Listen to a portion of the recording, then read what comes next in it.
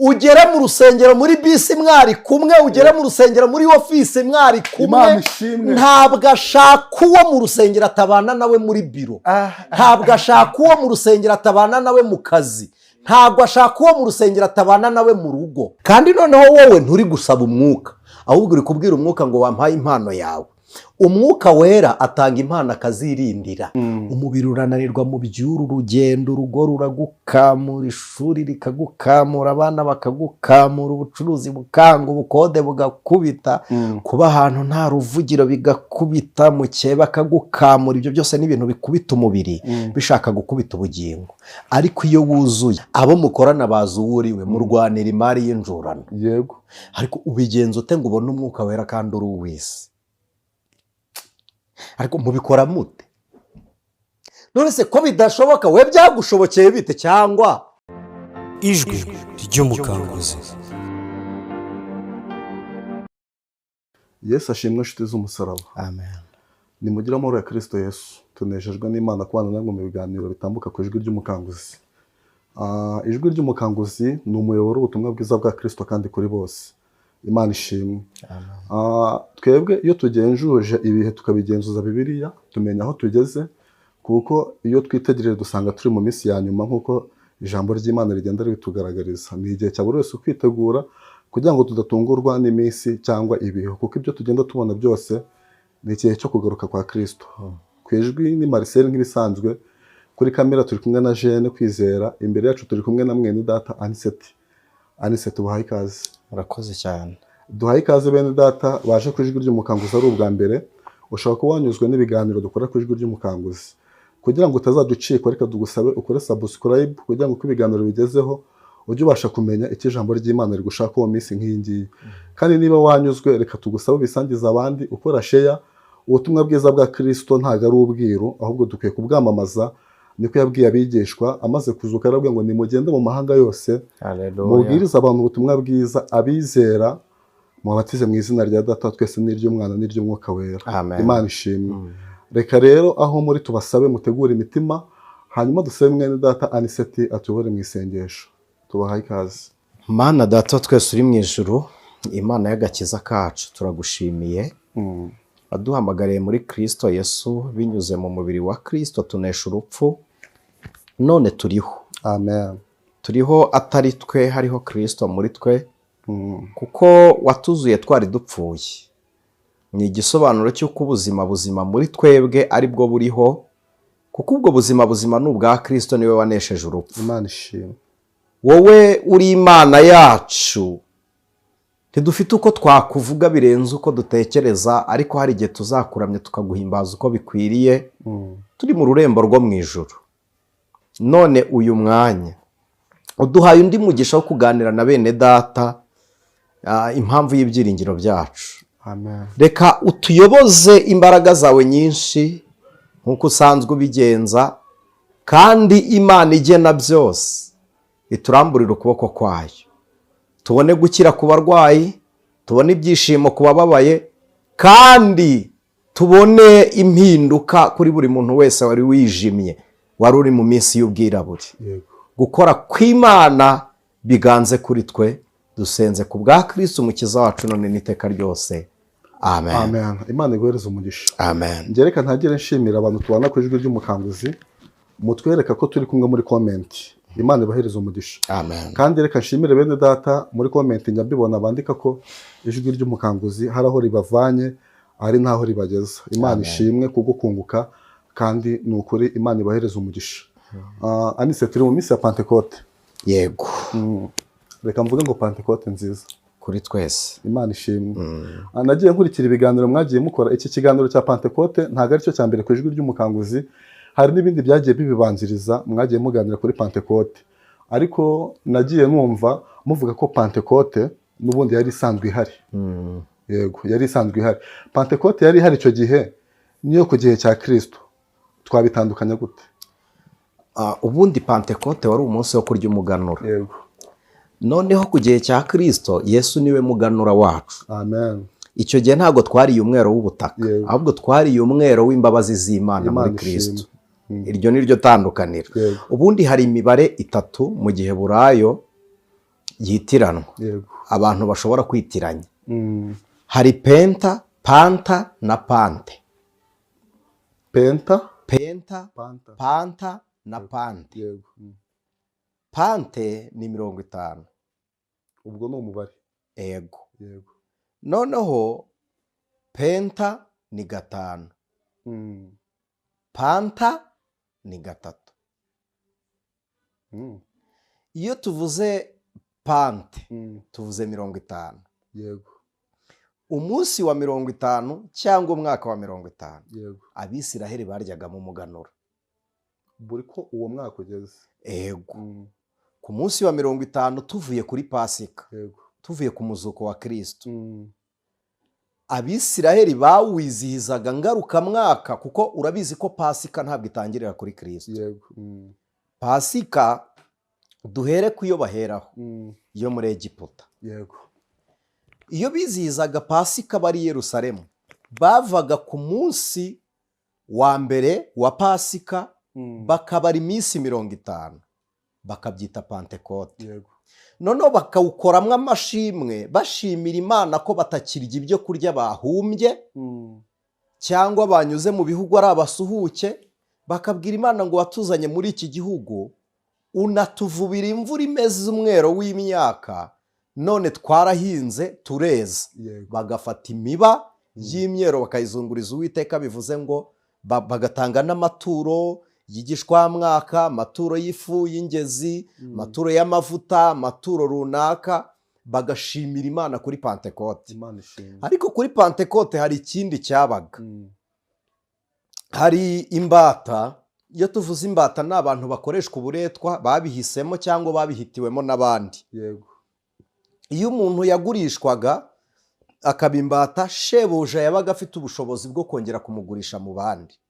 None imbata yagera mu rugo rwa shebuja igakora umurimo w'uburetwa nyine w'ububata, idafite umudendezo, igengwa na shebuja, reka tuvuge ngo inayoborwa n'uburetwa, kugeza aho imbata niba izanye umugore, uwo mugore araba umugore w'imbata, niba ibyaye umwana arabyarwa ari imbata, urwo rugo rubahake gutyo. yego Igihe cya Pentekote rero wabaga ari umunsi wo kubabarira abantu Imana ishimwe. ibyaha bagukoreye, abantu bagufite ideni bananiwe kwishyura ukabaharira imyenda.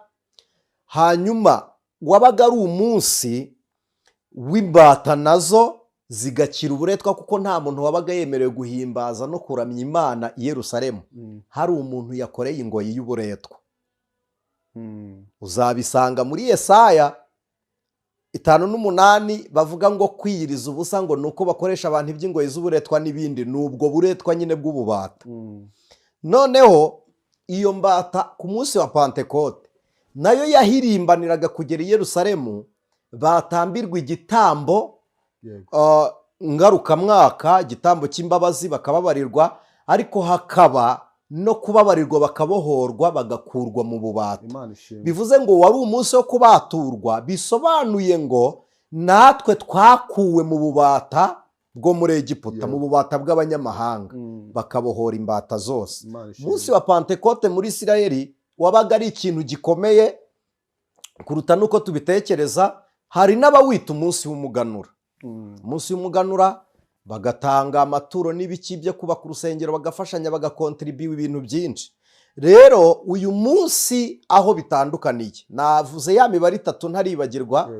Abantu bavuga ngo Pentecost, ntabwo ari byo, ni Pentecost. Ubwo Pentecost abahinduye ikintu nyine ntabwo ubu gihinduye ukundi. Penta ni 5, niyo mpamvu tuvuga Pentateuch. Ibitabo 5 bya Mose bifatanyijwe, ubwo bigete biba penta, ni Pentateuch, cyangwa nkuko babyita nyine Tora cyangwa Taurati. Hanyuma iyo tuvuga panta, tuvuze Pantagone, ni inguni 3 nyine, ni piramide niyo bita Pantagone, sibyo? Ntabwo nicyo ngo ni Pentecost. Ubwo ni 3, ntituri kuri 5. Ni ururimi rudahinduka. None ariko wari umunsi ngarukamwaka usanzwe.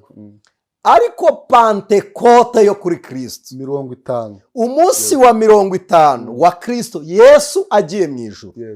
Abigishwa mu nyumve tubiganira ku ijwi ry'umukanguzi, narababwiye ngo abandi babagiye umwagazi w'intama, abigishwa ntibarya pasika nk'abandi, bajya mu rusengero. Ntiwibuka tuvuga kuri pasika bajya kuvuga ngo urasanga umuntu akujyane kwa ntuza, nimugera mu nzu yo kwa ntuza mumubaze ngo aho umwigisha ari busangirire n'abigishwa pasika n'iki.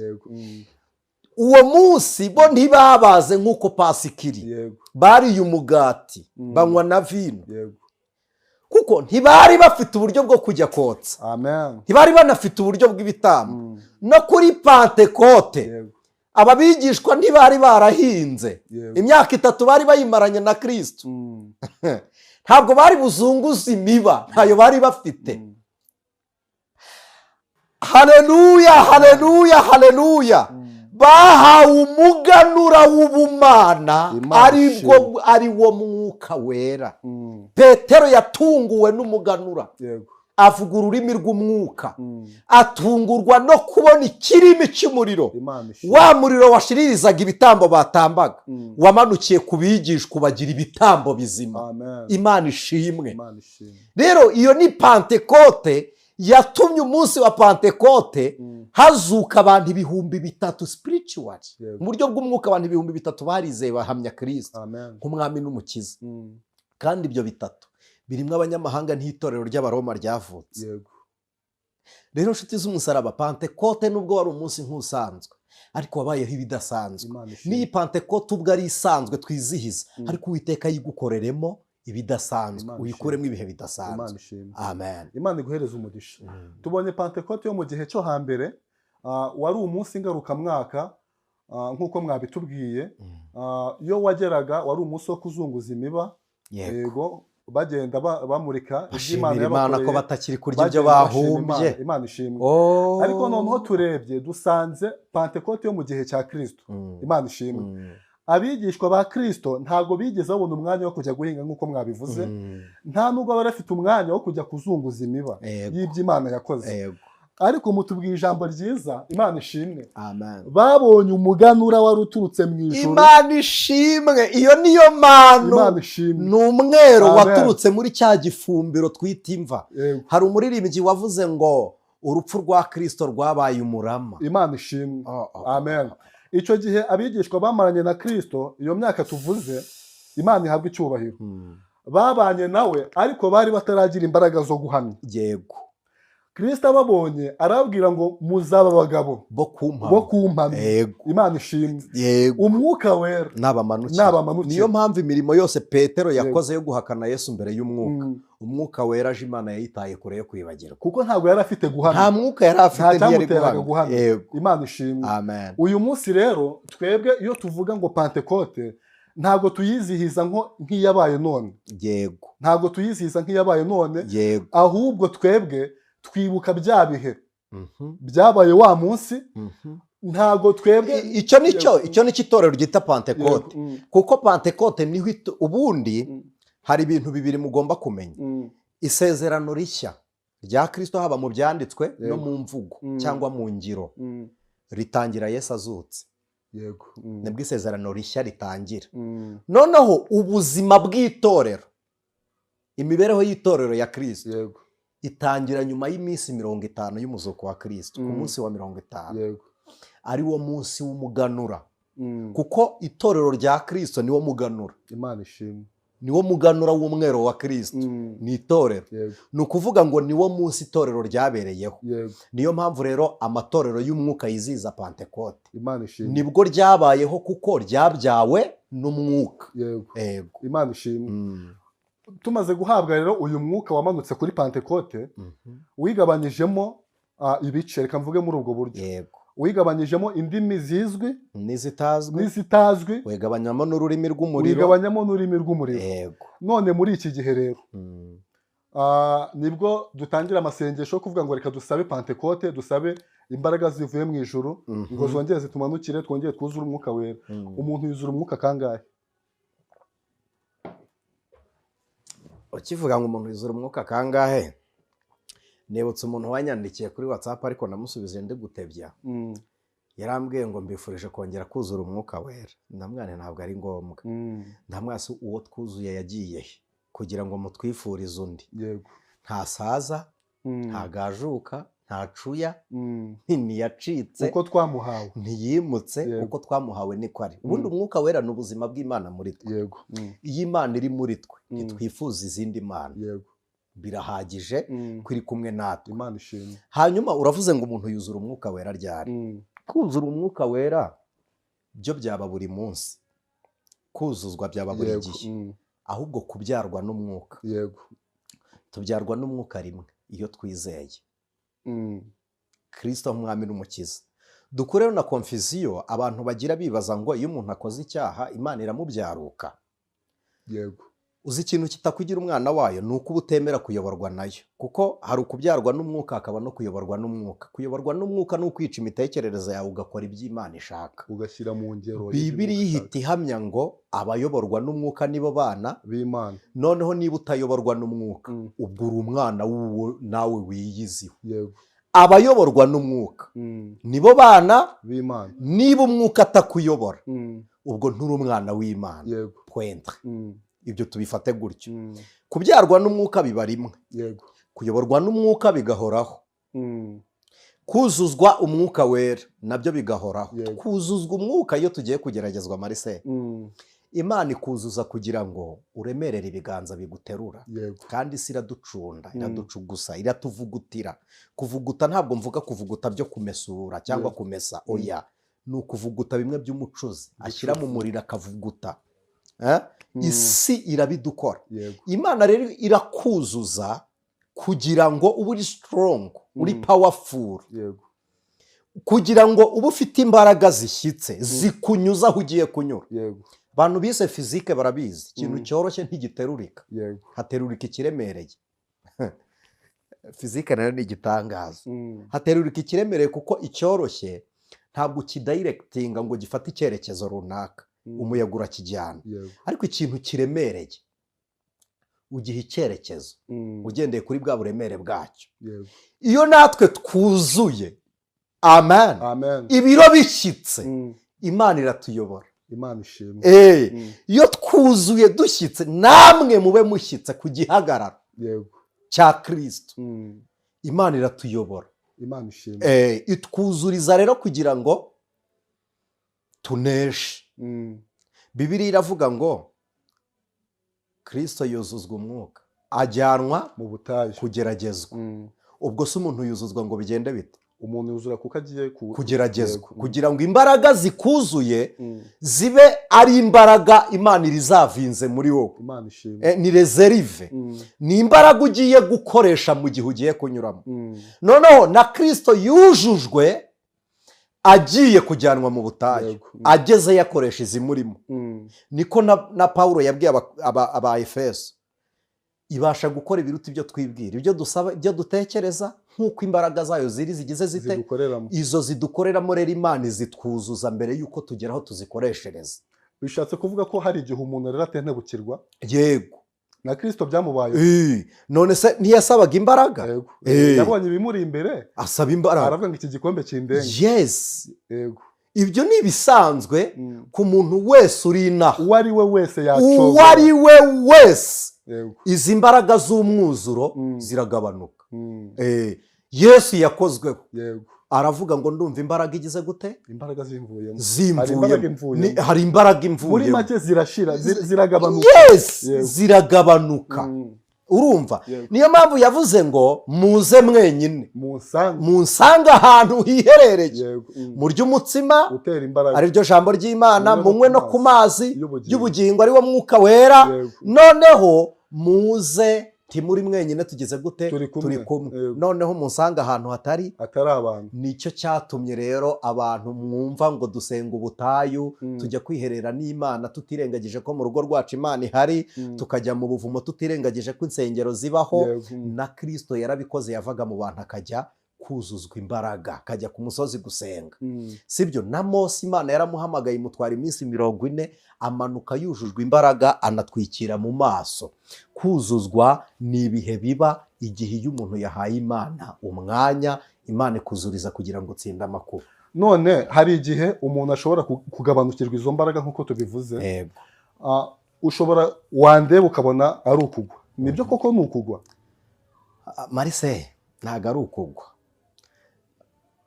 Tuvuga iki? Yego. Mose yaragabanukiwe. Ntiyagera n'i Kanani. Nawe yari yagabanukiwe. Yaragabanukiwe ntiyagera n'i Kanani. Iyo yagwa yari kurimbuka. Umuntu yagabanukirwa ariko ataguye. Ataguye. Ko numva ubwo rero muri make twirinde guca Imana. Bibiliya ivuga iki?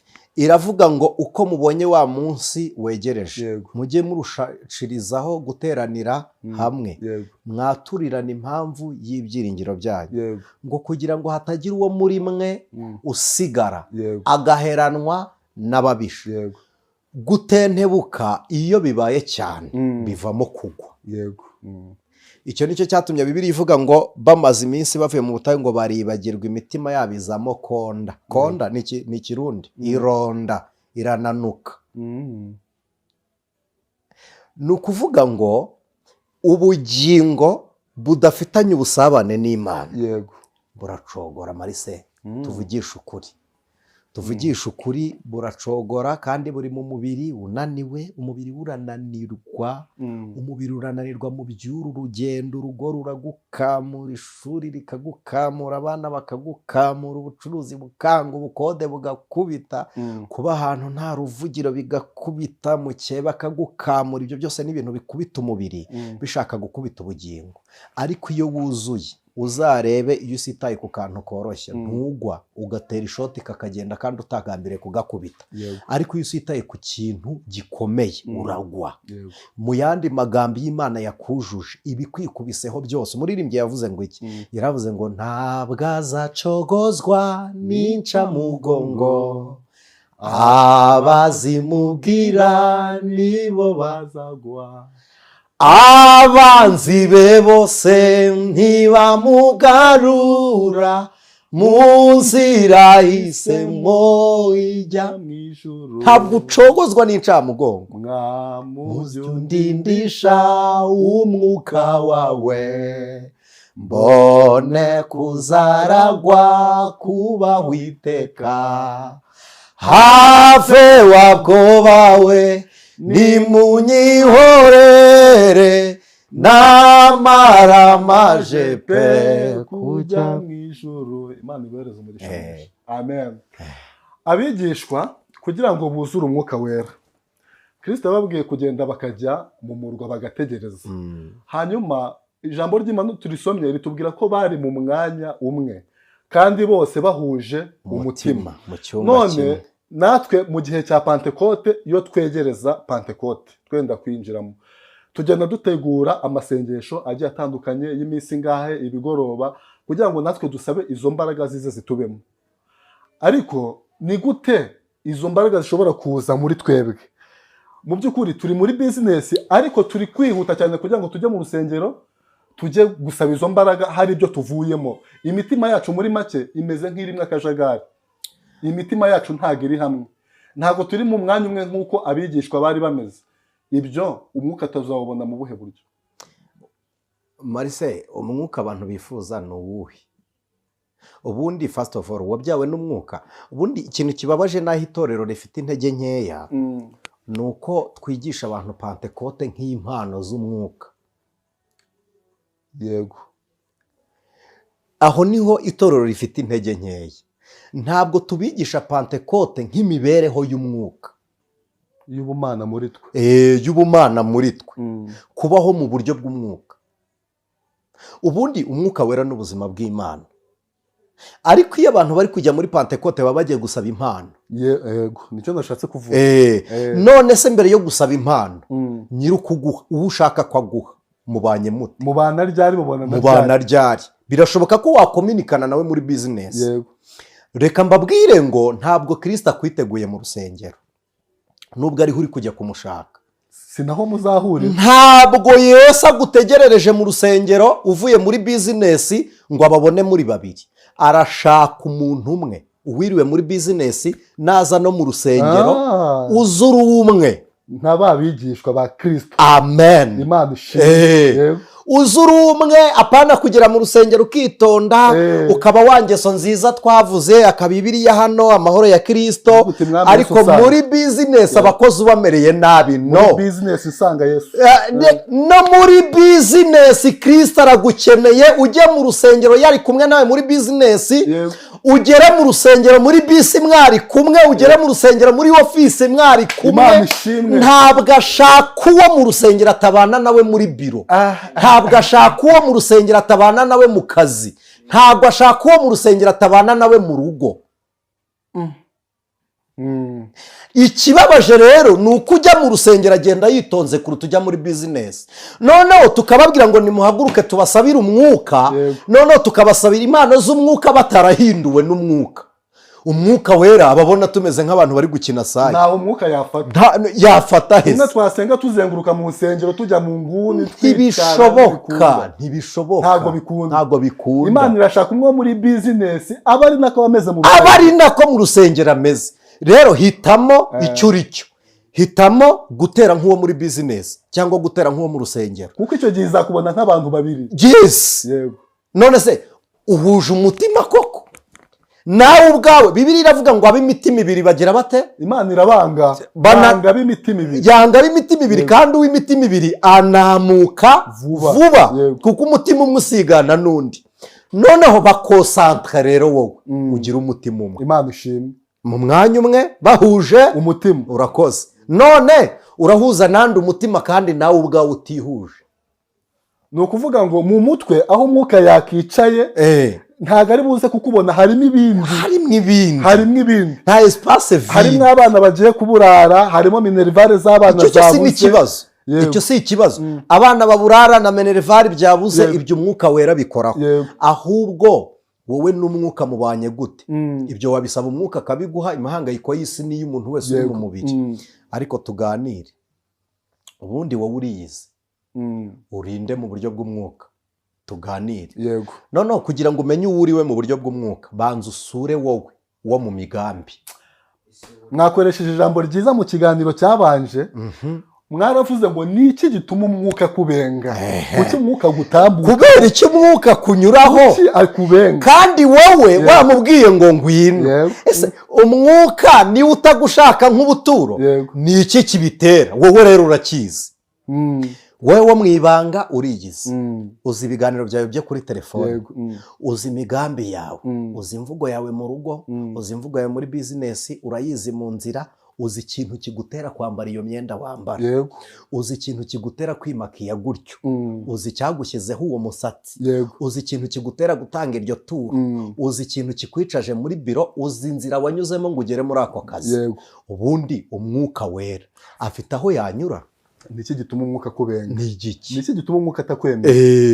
Ni igiki? Kandi noneho wowe nturi gusaba umwuka, ahubwo uri kubwira umwuka ngo wampaye impano yawe. Umwuka wera atanga impano akazirindira. Munyumve Marise, umwuka arazirinda. Imana ishimwe. Umwuka wera atanga impano akazirindira. Ntabwo yaguha atakubamo. Kandi uwo mwuka umubiri niwo ucumbikiye uwo mwuka. Pawulo niko yavuze, yaravuze ngo ntimuzi yuko imibiri yanyu ari insengero. Ari insengero z'umwuka uri muri mwe. None muri gushaka gutunga impano z'umwuka, umwuka adahari. Kandi Marise ntabwo Marise akoresha impano z'umwuka. Ahubwo umwuka w'Imana muri Marise ni ukoresha impano z'umwuka muri Marise. None umwuka ntahari uri gusaba impano. Ni igisobanuro cy'uko nubona impano z'umwuka zizakoreshwa na kamere yawe kuko umwuka ntahari. Zitukisha Imana. Izo mpano ntazi Imana yaguha. Hari umuririmbyi waririmbye aravuga ngo nabonye yuko uyoborwa n'umubiri wawe. Umwuka arigenda. Umwuka arigenda. Noneho niba uzi ko utakigira urukundo, musaba uti mwuka wera garuka. None inshuti z'umusaraba uri gusaba impano z'umwuka ngo uzikoreshe iki? Umwuka adahari ngo akuyobore. Urashaka gutunga impano ariko umwuka udatunze nyirawo. Ni ukuvuga ngo ni igihe ufite simukadi itagira telefone. yego kandi ntabwo yakora. ni igihe hari umumama wajyaga unsetsa uti ngewe maze kugura vora y'imodokari uti n'amapine narayabonye uti hagira umuntu ntera inkunga ya electrovizeur. nanjye rero twawe ejo bundi waguze inzugi atarabona n'ikibanza. urakoze. hanyuma inzu akodesha bayimwirukanyemo inzugi yaziterekaye.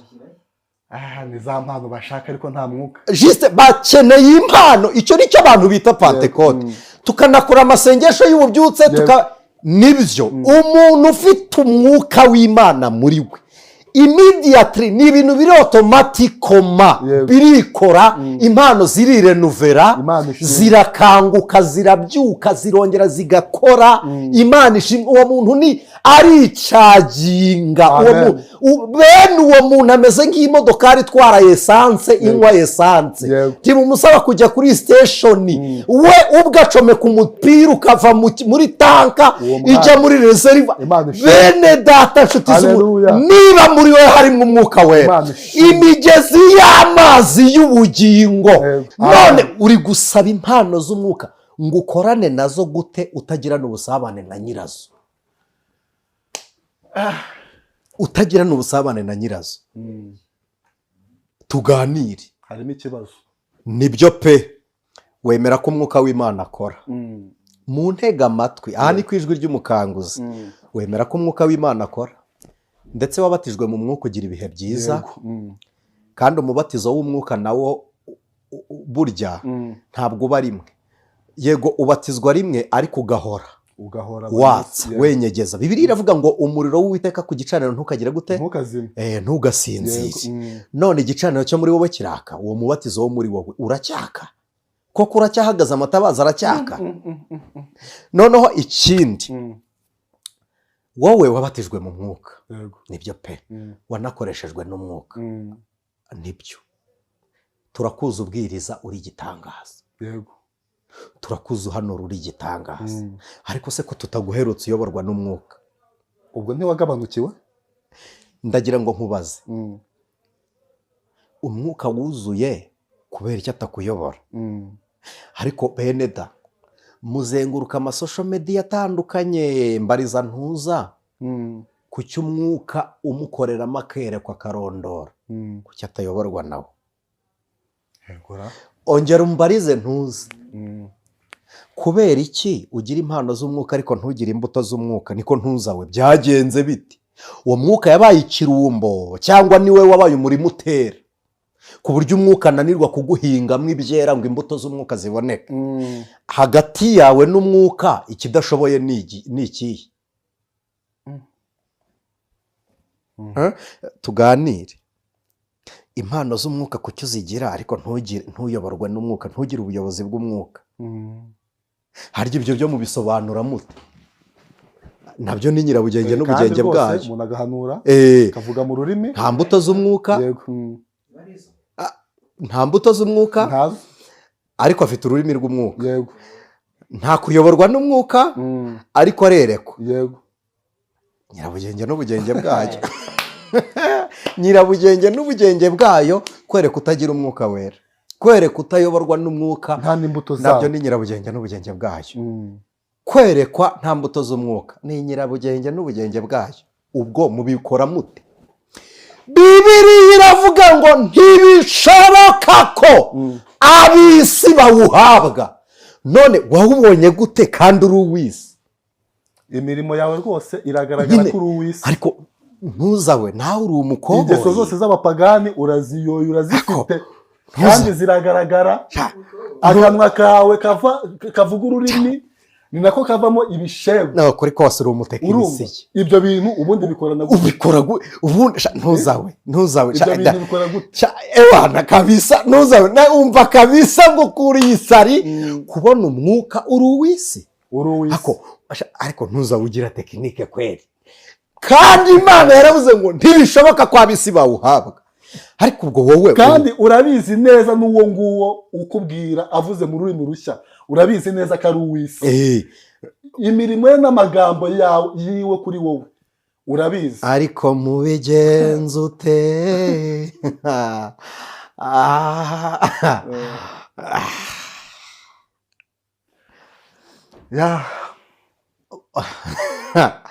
murakoze ariko harya ubwo mubigenza mute nawe urabizi uzi uri uwande koko akabari unyweramo karakuzi ubwo uri uwande ntuzabe ubwo nturi umukiriya w'akabari tuvugisha ukuri indayo ugurira kuzi kuko uri umugabo wayo abantu wibye barakuzi ubwo nturi umwambuzi kuri bo n'abo mukorana rwose abo mukorana bazi uwo uriwe murwanira imari y'injurano yego ariko ubigenza ute ngo ubone umwuka wera kandi uri uw'isi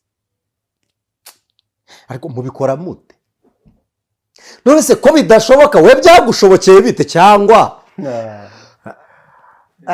uwazitanze banza ari izo mpano ziva point d'interrogation izo si iz'Imana uzi icyo zibereyeho umva icyo impano zibere izo mpano umva icyo zibereyeho Yeremiya reka mbasomere ijambo ry'Imana twisoreze Yeremiya igice cya 23 dusome umurongo wa 18 yego haravuze ngo ninde wari mu nama z'Uwiteka kugira ngo yumve kandi amenye ijambo rye ninde witaye ku ijambo rye akaryumvira dore umugaru w'Uwiteka ari wo mujinya we uraje n'ukuri umuyaga w'ishuheri uri mu mugaru ugiye kugwa ku mitwe y'abanyabyaha uburakari bw'Uwiteka ntibuzigarura keretse amaze gusohoza imigambi y'umutima we mu minsi y'iherezo nibwo bazamenya neza abo bahanuzi sinjye wabatumye 21 umurongo wa 21 mu gice cya 23 abo bahanuzi sinjye wabatumye ariko barihuse ntibanatinze ntibanakererewe barihuse barazinduka Mana nyagasani sinavuganye nabo ariko barahanuye ntuzawe muhanura mute mutagira umwuka w'Imana batarabaye no mu nama z'Uwiteka mutarabaye mu nama z'Uwiteka mutaranatumwe nayo 22 ariko iyo baba barahagaze mu nama zanjye baba barumvishishe ubwoko bwanjye amagambo yanjye bakabayobora ngo bave mu nzira yabo mbi no mu migenzereze yabo mibi Uwiteka arabaza ati mbese mwibwira ko ndi Imana ya hafi gusa ntari n'Imana ya kure hari uwabasha kunyihisha ahiherereye simubone niko Uwiteka abaza sinjye ukwira ijuru n'isi numvise ibyo babahanuzi bavuze babahanurira ibinyoma mu izina ryanjye ngo neretswe nareretswe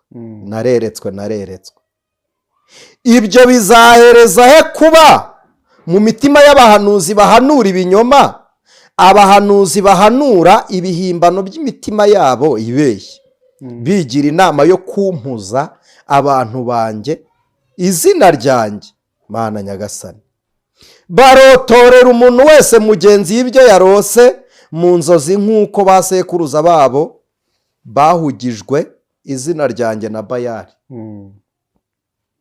umurongo wa 28 umuhanuzi ufite icyo yarose nakirotore kandi n'ufite ijambo ryanjye ntarivuge ibinyakuri umurama uhuriye he n'ingano ni ku Uwiteka abaza kandi Uwiteka arabaza ati mbese ijambo ryanjye ntirimeze nk'umuriro cyangwa nk'inyundo imenagura urutare ryaba mu muntu ritacuze ryaba mu muntu ridahindura bene da koko tuvugisha ukuri muri gusaba impano z'umwuka wera mushaka kujya mukora nka ntuza se ni ikibazo mushaka kujya muhanura nka ntuza w'imitima ibiri kwitwara nka ntuza muhuza abantu umutima w'Imana wumvishe wa muntu wampanuriye ndabyibuka yarampamagaye arambwira ngo ikimenyetso ngo uri gusaba Anicet sindi umupagano gusenga nsaba ibimenyetso kareka reka ngo agatuti kazahanuka kagwa. Ubwo mfite ubwenge busenga mbwira Imana ngo ikimenyetso ngo agatuti kazagwe nikagwa kangirike. Ese ubwo ntibunumva ko ari uguhomba. Kubera iki wagira umwuka wangiza? Wahombya koko. Ibi mwuzura umwuka wera bakaza kubategesha ibitenge mwambaye ubusa. Umwuka wera yakwambura ubusa mu bantu. Ntakoze isoni. Umwuka wera ntakoze isoni. Tujye tuvugisha ukuri. Umwuka ukora atyo nanjye ndusha ubwenge. Uwo mwuka naba nkurusha ubwenge. Ariko umwuka utaratumye Eliya yamburira ikanzu mu bana b'abahanuzi. Ese kuki mudatekereza ngo kuki umwitero yawutaye ari uko yagiye kuki atawusize? Amaze kwigendera. Beneda nshuti z'umusaraba. Arangije ngo uzabibwirwa nuko uzarokoka urupfu.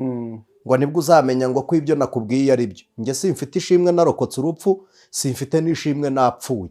Nge ndiho ndutegereje kuko ndi umwizera. Urupfu nirwo ruzanyinjiza mu ijuru. Bene data, niba umwuka wera ari kugukoreramo ibihabanye n'ijambo ry'Imana, emera ko wavangiwe, dayimoni yaguteye, upfukame. Bibiliya iravuze ngo iyo baba mu nama zanjye, biravuze ngo wakwigarura ukaba mu nama z'Uwiteka Imana ikakubabarira. Imana ishimwe. Niki gituma Bibiliya ivuga ngo bazavuga ngo twahanuraga mu izina ryawe. Nuko bahanuye kandi bikaba. Twakoze ibitangaza mu izina ryawe. Ariko ngo nzababwira ngo mwumve imbere mwankoze z'ibi bimwe. Sinigeze mbamenya rwose. Sinigeze mbamenya. Ubundi reka tuganire. Ni ukugira ngo twemerwe. Ni ukugira ngo bigende bite. Kwemerwa n'umuntu ugahinyurwa n'Imana bigutera igisuzuguriro mu maso yabo wagiraga ngo barakwemera. Ubu muzi abantu basuzuguritse hanze aha baharaniye kwemerwa. Ubu muzi abantu bicishije bugufi bakemera Imana bari kwemerwa, batarigeze babirwanira kuko yarindiriye isaha y'Imana.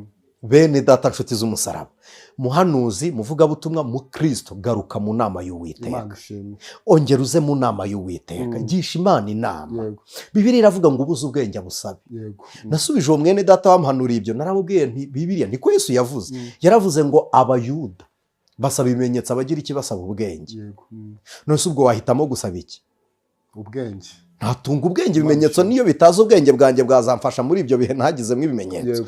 Ariko bene data nshuti z'umusaraba, nimugaruke, murekeraho gusaba impano mbere yo gusaba ubusabane bw'uwo mushakaho impano. Ninde muri mwe waha impano umuntu adakundana nabo?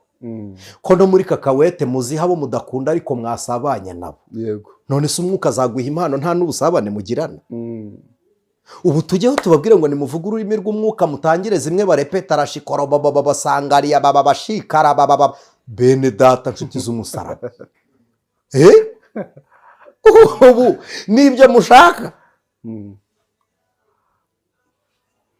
Bimwe umuntu aba ari mu kiganiro akavuga wakora ku marangamutima ngo Yesu. Nshuti z'umusaraba, umwuka utaraguhinduye aguta igisasi ati yewe utugeze ahantu habi. Nyirabugenge n'ubugenge bwayo. Umwuka atanga disipurine. Reka ganira n'abantu bene data turi kumwe muri ibi biganiro. Tuvuze byinshi muri iki kiganiro, ariko bibiri binkoze ku mutima. Mbere y'uko usaba impano z'umwuka, banza wakira umwuka. Kuko umwuka naba muri wowe azaguhera izo mpano. Namara kuguha izo mpano, ni nawe uzagena uburyo izo mpano zizakora. Ni nawe uzikoresha. Ikindi nibyo koko abigishwa ba Kristo bari mu mwanya umwe, umutima wabo uri hamwe, kandi bose bategereje ikintu kimwe. Rero uko ushaka kuba uri mu rusengero umeze, uko ushaka ko Imana ikubona mu rusengero, naba ariko ikubona no mu rugo, no muri business naba ariko ikubona muri business. Ariko uza abantu dufite b'intama mu rusengero, uzi ko intama ivuka ari akantu keza, intama kashimishije, agatamo kareba kakubyiniraho kakagusimbukiraho kakaza. Ariko hari abakristo babaye nk'intama zikuze, ziratsimba. Mwese nimumere nk'abana b'intama. Intama ikuze yica inka, ngo zinagonga n'amakamyo. Intama igonga imodoka. Intama ntugahure nayo ikuze, inuka kubi. disi ifite izina ry'uko ari intama. noneho twoya twari twiza tunyerera turipfundika kikajya kigenda cyubitse umutwe nk'intama ariko gifite ibyoya nk'ibya bihehe. Yego. Ibyoya n'ibihehe ariko umutwe n'imyitwarire n'igishembeshembe ni intama no gutamatama ni intama ariko ibyoya n'ibihehe n'urutwe ni nk'inyundo. Dufite abantu bamaze abantu babatsimba, abantu batsikuye abandi ariko disi bagiye babasitaraho akabona ni intama ariko disi abantu batsikuye abantu. Nigeze mpura n'umudiyakoni w'intama nziza ishaje, ansanga ku muryango w'urusengero nari nambaye agapantaro rakibuka naguriwe na mama bya Mungu. Yego ndakibuka. Yankobye igihumbi antwerera senkizi hagura icyatanu. Njya mu rusengero ahantu ariko konyine ngira, uribuka ko iyo nari nsigaranye amazi yari yarayitwaye twagiye gusenga ku butayu bw'amazi. Yego. Mudiyakoni aransohokana arambwira ngo urangushije. Nisugushijwe n'iki? Ngo urancumuje pe. Ngo uratinyuka ukambara ipantaro igufashe gutya. Ndamureba ndamubwira ntiyuza kuba ari umwuka ubiguteye wari kumenya ko ariyo mfite yonyine. Ariko kuko urutwe rwe ruratsikura, ahamya mu mutima agakubita. Abantu b'Urubavu bazi hari ibintu bajya baroga bita igitama, ibiti bitama. Uba uhagaze ukajya kumva mu mutima ngo po umutwe w'intama ukagusekura. Hari abantu bagira ibigambo bimeze nk'ibitwe by'intama, po kagutsikura ugasigara ushenjaguritse uhungabanye, warira bakagira ngo ntugufashwa. Nibikomera abantu bishwe n'imitwe y'intama, ariko nimubere nk'abana b'intama bajya nimubere nk'abana b'intama bajya gutambwa. Udutama tukiri dutoya rero twaragowe. Twaragowe kuko iyo bahuye n'ibitama byakuze binini bagira ngo ntabwo uzi igitama kigukandagiye. Ntabwo uzi kuko ujya kuvuga waticeceka uri umwana sha. Twebwe muri za 40 ingahe wowe uravuga wowe. Hanyuma se ubwo mwantama mwe umwuka azakora ryari? Nimurekeraho igihe mwaziye, kuko igihe mwaziye ntitukirebera mu minsi mumaze, tukirebera mu mbuto mweze. Cyangwa reka tubifate nk'ibiti bishaje bitakera, kuko n'intama yavutse uwo munsi mu gihe cyo gutaka itorero rizataha nubwo yavuka mu isaha. Exactly. Yego. Si ngombwa ngo ubushaje muri ibi, si ngombwa ngo uri intama ukuze nubwo itorero ryataha. Ariko se ubundi umukristo mukuru buriya bamaze igihe kingana iki? Babara imyaka. Twebwe ibi turabizi. Benji bitwe turabizi. Witware gutya wa mwana we. Mu bintu bibaho mu isi bizinduka nta kintu kirusha isake kuzinduka. Muzaperereze isake irazinduka igakangura bene urugo ariko ikanyaho irara. Kuzinduka kw'isake ntibibuza kwituma ku rutanda. Kuba mwarazindutse ariko mukanduza aho muri, ni mubirekera intama nto mwumva iby'umwuka. Ndagira ngo iki nkibabwire, gukura ntabwo ari ibihe umuntu amaze mu gakiza. Ariko n'ijambo ry'Imana riragaruka rikatubwira ngo nawe wumva kukuze wicishe bugufi umere nk'umwana muto. Ibi ndabisubiramo. Gukura mu gakiza ni impinduka umuntu akura mu byo yemera. Ntabwo ari igihe umuntu amaze yemera. Gukura mu gakiza ni impinduka wakuye mu byo wemera, ntabwo ari igihe umaze wemeye. Ibyo ntibibarwa. Ntabwo ibyo bibarwa. Ntabwo bibarwa. Imana ishimwe. Murakoze. Imana ishimwe. Reka tugane ku musozo w'iki kiganiro. Mu by'ukuri reka mvuge ngo Pentecote nziza kuri mwese. Amen. Kandi ni ukuri nk'uko twabivuze muri iki kiganiro, reka ngusabe wuzure umwuka. Uzura umwuka nibwo buzima bw'ubumana, ntabwo habanza impano. Yego, niwuzura umwuka uzaba ufite ubuzima bw'Imana, anayoborwe nawe. Imana ishimwe. Yego, dufite intego nziza muri minsi turi kugenderaho muri ADP, kuyoborwa, kuzura umwuka wera no kuyoborwa nawe. Yego. Amen. Amen. Reka tubasabe n'ubundi rero, twatangiye dusenga, tujye imbere y'Imana ubundi mu dusengere. Turagushimiye mwami, ibyo waduhaye kuvuga nibyo dutanze, kandi abo waduhaye ngo bumva nibo bumvise. Twe turavuze abantu barumvise, ariko umurimo wo gutuma bumvira ukorwe nawe ku bwabo. Yego. Turagushimiye. Duhana umugisha n'abizera bose kubw'ubuntu bwawe, none n'iteka ryose kubw'umwami wacu Yesu Kristo. Amen. Ijwi ry'umukanguzi.